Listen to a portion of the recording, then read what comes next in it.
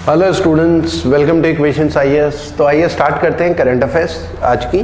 तो जो भी चीज़ें न्यूज़ में रही हैं पहले थोड़ा सा हम डिस्कस करेंगे, उसके बाद उसके ऊपर बेस्ड चेक करेंगे आपने कितना सही समझा चीज़ों को। ऑब्जेक्टिव क्वेश्चंस होंगे, स्क्रीन में आएंगे, आपको कमेंट बॉक्स में आंसर्स वगैरह लिखने हैं कि क्या आपने समझा।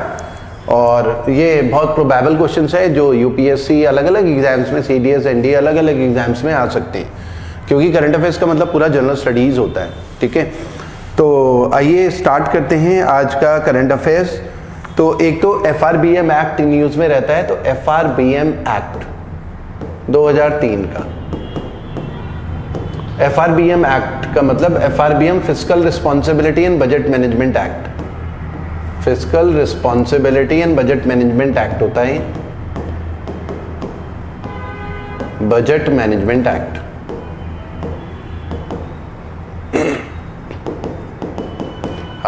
ये 2003 में बनाया गया। फिस्कल वर्ड कहीं भी आया उसका मतलब रिलेटेड टू टैक्सेस होता है, रिलेटेड टू टैक्सेस, टैक्सेस से जुड़ा हुआ।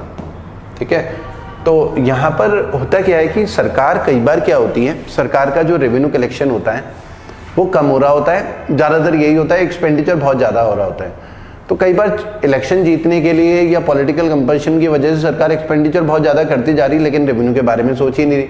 उससे क्या है कि फिस्कल डेफिसिट बढ़ जाता है। फिस्कल डेफिसिट का मतलब है जब सरकार की आमदनी अठन्नी हो, खर्चा रुपया हो, तो फिर डेफिसिट हो जाता है, घाटा हो जाता है, तो फिर बोरिंग रिक्वायरमेंट बढ़ जाती है। तो फिस्कल डेफिसिट का मतलब है बोरिंग रिक्वायरमेंट। जब आमदनी अठन्नी, खर्चा रुपया हो, बहुत ज़्यादा पैसा सरकार खर्च कर रही है और कमाई कम हो रही हो, तो बोरिंग रिक्वायरमेंट फिस्कल डेफिसिट होता है। ठीक है, और एक रेवेन्यू डेफिसिट भी होता है। इसके लिए हमारा एक वीडियो है, आप सर्च करेंगे डिफरेंस क्या है फिस्कल डेफिसिट रेवेन्यू डेफिसिट, आपको मिल जाएगा हमारे चैनल में।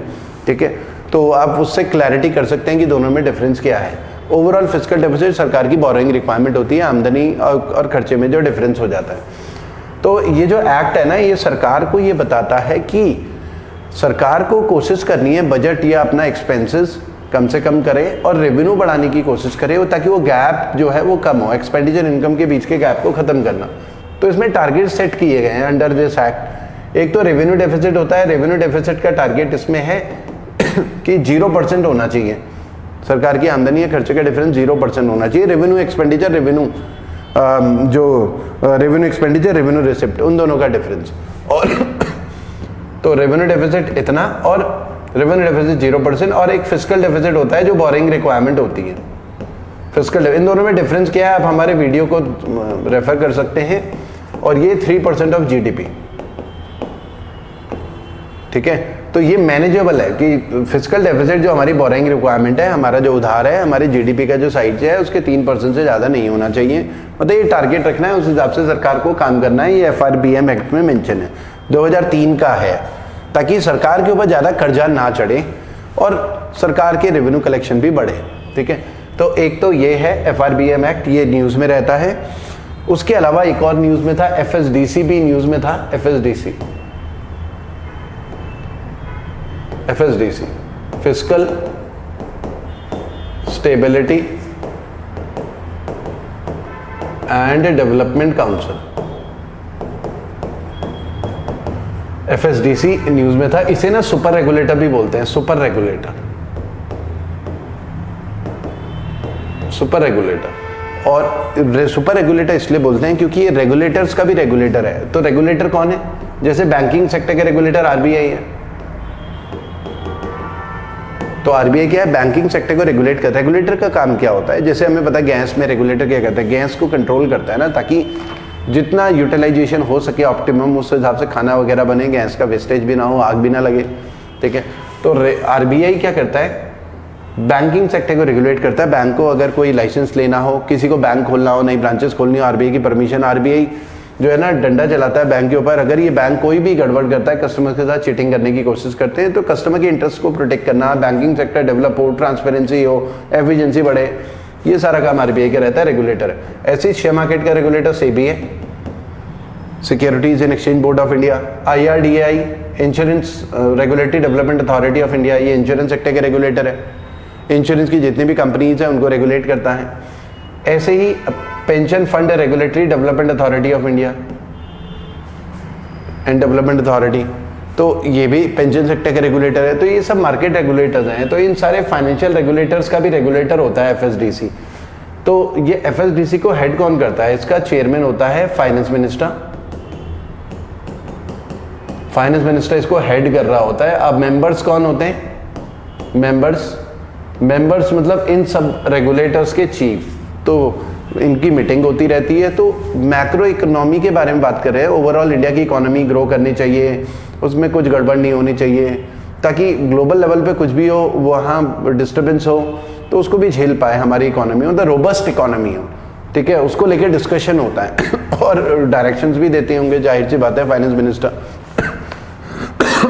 तो एफएसडीसी सुपर रेगुलेटर है जो consisting of finance minister and chief of all regulator, financial regulators. ठीक है, तो ये एक तो ये न्यूज में रहा है, ये क्लैरिटी होनी चाहिए। हाँ, उसके अलावा एक बिम्स्टेक भी न्यूज में रहता है। बिम्स्टेक भी न्यूज में है। अप्रैल में जो है बिम्स्टेक की मीटिंग भी हुई थी बैंकॉक में। 6th बिम्स्टेक मीटिंग हुई थी बैंकॉक में, थाईलैंड में, अप्रैल में। ठीक है, बिम्स्टेक 1997 में डेवलप हुआ था। आज की डेट में अगर हम बात करें तो इसमें जो कंट्री के नाम है, वैसे इसकी फुल फॉर्म क्या है? Bay of Bengal initiative for, bay of Bengal initiative for. अच्छा, वीडियो को लाइक जरूर करें और जिन्होंने चैनल को सब्सक्राइब नहीं करा है चैनल को सब्सक्राइब करें। Multi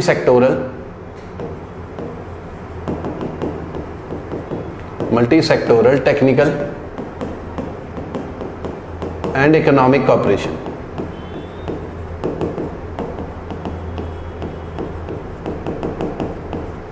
economic cooperation.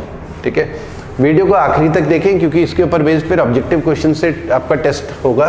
ठीक है, तो bay of Bengal initiative for multi sectoral technical and economic cooperation, BIMSTEC. इसके मेंबर कितने हैं? टोटल 7 मेंबर कंट्रीज हैं। 7 मेंबर्स हैं। 7 मेंबर्स में एक तो बिम्स्टेक, बिम्स्ट और नेपाल भूटान। नेपाल भूटान बाद में जुड़े थे। शुरू में बेसिकली इसमें ना यही 5 हुआ करते थे। बिम्स्टेक का मतलब हो गया ये बांग्लादेश आप नोट कर सकते हैं, बांग्लादेश, इंडिया, म्यांमार, श्रीलंका और थाईलैंड। तो इसकी फुल फॉर्म पहले यही हुआ करती थी, Bangladesh, India, Myanmar, Sri Lanka, Thailand economic cooperation, ऐसा हुआ करता था। फिर नेपाल भूटान इसमें जुड़े तो उसका एब्रीविएशन तो सेम रखा गया, फुल फॉर्म बदल दी गई।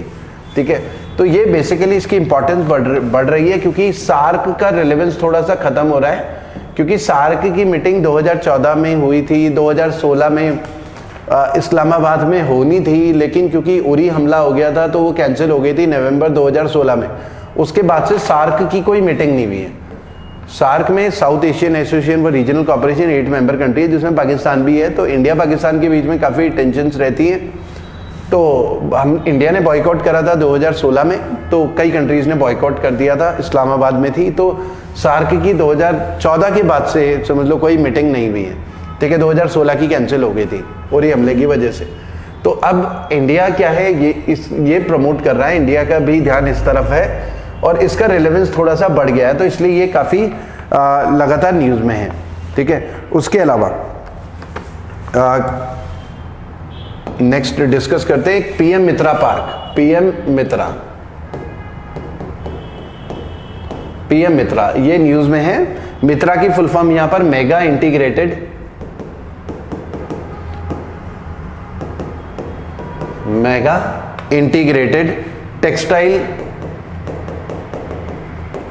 Textile reason and apparel park. PM Mitra park की बात हो रही है। तो टेक्सटाइल रीजन, टेक्सटाइल और इसमें क्या फर्क है अपैरल में?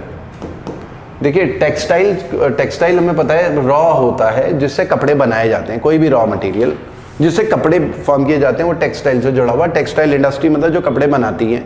ठीक है, अपैरल क्या है? उसी रॉ से, टेक्सटाइल से फिनिश्ड जो कपड़े होते हैं, फिनिश्ड क्लोथिंग, उसे हम बोलते हैं apparels, finished clothing.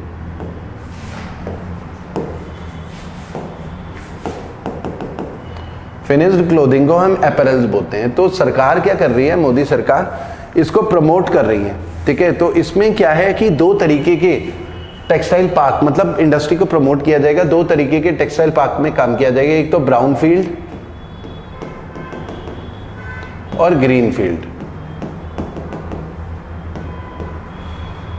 Brown field का मतलब है जो एग्जिस्टिंग पार्क है उसमें पैसा लगाया जाएगा, और ग्रीन फील्ड है बिल्कुल न्यू फ्रेश न्यू पार्क। तो मोदी सरकार क्या कर रही है, ब्राउन फील्ड मतलब ये एक ऐसा एरिया होगा जहां पर टेक्सटाइल कंपनीज को ना इनकरेज किया जाएगा, आप यहां पर आके अपनी इंडस्ट्री सेटअप करो, टेक्सटाइल इंडस्ट्री, ठीक है, ताकि इंडिया ना दुनिया में अपने टेक्सटाइल वगैरह उसे एक्सपोर्ट कर सके और इनकम बढ़े इंडिया की, फॉरेन जो करेंसी है वो हम अर्न कर सके। तो ब्राउन फील्ड एग्जिस्टिंग है जिसमें सरकार ने बोला है कि हम 500 करोड़ तक इन्वेस्टमेंट करेंगे उन टेक्सटाइल पार्क में पीएम मित्रा के अंडर। और ग्रीन फील्ड क्योंकि बिल्कुल नया है थोड़ा ज़्यादा पैसा लगेगा, क्योंकि बिल्कुल नया है, ये तो एग्जिस्टिंग है और जो नया है वो ग्रीन फील्ड है। तो 800 करोड़ तक इसमें इन्वेस्टमेंट होने वाला है, ठीक है। तो 800 करोड़ तक इसमें इन्वेस्टमेंट होगा, ठीक है। तो ये सब पीएम मित्रा, और ये 2026-27 तक तैयार होने वाले हैं, 2026-27। तो अंडर पीएम मित्रा ब्राउन फील्ड और ग्रीन फील्ड दो जगह सरकार इन्वेस्टमेंट करने वाली है, ये सरकार ने अनाउंस किया हुआ है। और लगभग 7 है शायद ऐसे पीएम टेक्सटाइल पार्क तैयार किए जा रहे हैं, ब्राउन फील्ड और ग्रीन फील्ड, ठीक है। अंडर मिनिस्ट्री ऑफ टेक्सटाइल है, जाहिर सी बात है टेक्सटाइल से जुड़ा हुआ है तो अंडर मिनिस्ट्री ऑफ टेक्सटाइल है। और ये अब PPP मोड में होगा, पब्लिक प्राइवेट पार्टनरशिप के मोड में चलेगा, मतलब सरकार और प्राइवेट कंपनीज मिलके इसमें काम करेगी। सरकार भी पैसा लगा रही है, प्राइवेट कंपनीज भी आएंगी, इन्वेस्टमेंट करेंगी, ताकि दुनिया में हम लीडर बन सकें एक्सपोर्ट में, टेक्सटाइल एक्सपोर्ट में, ठीक है। तो आइए इसके ऊपर बेस्ड क्वेश्चंस करते हैं, देखते हैं आपने कितना समझा इन सारी चीज़ों को। अपने आंसर आप मार्क भी कर सकते हैं कमेंट सेक्शन में। तो क्वेश्चन नंबर 24 में आते हैं, जो भी हमने अभी पढ़ा उसके ऊपर बेस्ड क्वेश्चन है। Question number which are the following primary objective of FRBM act. तो अब अगर आप नहीं कर पा रहे हैं तो वीडियो में वापस जाके समझ सकते हैं चीज़ों को, फिर दोबारा ऑब्जेक्टिव क्वेश्चंस में आ सकते हैं। तो FRBM एक्ट 2003 का एक्ट है जिसमें सरकार का काम है कि सरकार, जिसमें लिखा गया है कि सरकार के ऊपर कर्जा कम से कम होना चाहिए, इनकम और जो सरकार की एक्सपेंडिचर है उसमें गैप कम से कम होना चाहिए। तो अगर आप आंसर ऑप्शंस को देखें तो it aims to reduce public डेप्ट and promote fiscal sustainability. See fiscal word taxes से जुड़ा हुआ है, सस्टेनेबिलिटी मतलब सस्टेन कर सके, सरकार को अपनी इनकम उस हिसाब से बढ़ानी है कि कहीं बाद में प्रॉब्लम ना हो जाए। लगातार खर्चा ज़्यादा होगा, इनकम कम होगी तो वो सस्टेनेबल नहीं है ना। तो ये हमारा सी ऑप्शन आंसर है। क्वेश्चन नंबर 25 ये अभी हमने डिस्कस करा, ठीक है, उसी के ऊपर बेस्ड क्वेश्चन है। एग्जाम में रिपीटेड क्वेश्चन भी है ये। तो FSDC फाइनेंस, हमने फिस्कल लिख लिया वहाँ पर शायद, अब उसे ठीक कर लेना। Financial stability and development council है, financial stability and development council, ठीक है, financial stability and development council. हाँ, तो आते हैं financial stability and development council. Chairman of the council है प्राइम मिनिस्टर। तो पहले वाला रॉन्ग है, फर्स्ट स्टेटमेंट। प्राइम मिनिस्टर नहीं है, फाइनेंस मिनिस्टर है, हमने बात करी थी अभी। Council deal with macro prudential supervision. और मैक्रो प्रूडेंशियल मतलब इकोनॉमी एज अ होल, पूरे देश के लिए, इसीलिए तो इसमें RBI का चीफ भी होगा, IRDA का चीफ भी होगा, ठीक है, सेबी का चीफ भी होगा, सारे होंगे और फाइनेंस मिनिस्टर हेड कर रहा होगा। तो सेकंड हमारा सही है इसमें। तो हमारा ना बी इसका आंसर होगा, 2 ओनली। तो स्टूडेंट्स आज के जो वीडियो है इसमें हम ये कितने हमने करे थे कुछ, अच्छा इसमें और भी थे क्वेश्चंस, कुछ हमने और भी करे थे डिस्कस। हाँ, एक बिम्स्टेक वाला भी करा था अभी डिस्कस, तो उसको भी देखते हैं।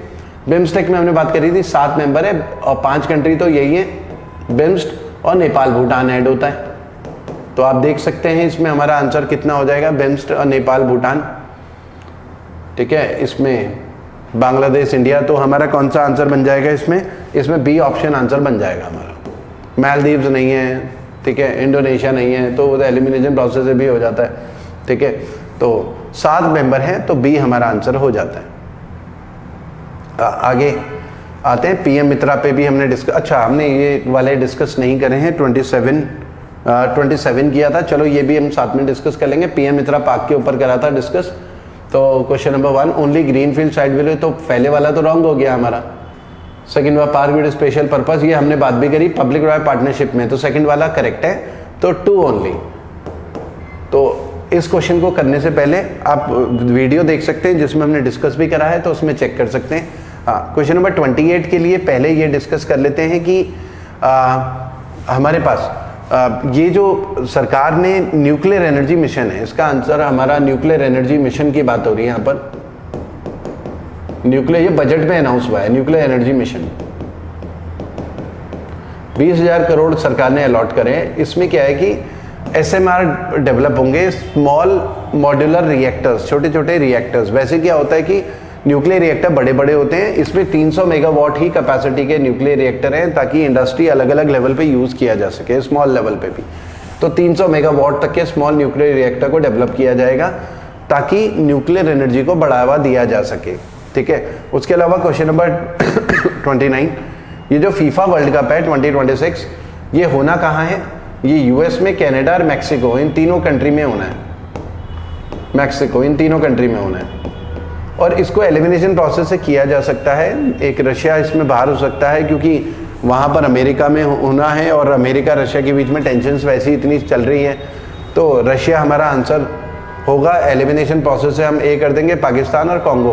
तो ये 3 कंट्री हैं जिनको इसमें एक्सक्लूड किया गया है। तो आज की वीडियो में इतना ही करते हैं, तो नेक्स्ट वीडियो में इससे आगे कंटिन्यू करेंगे। Thank you students.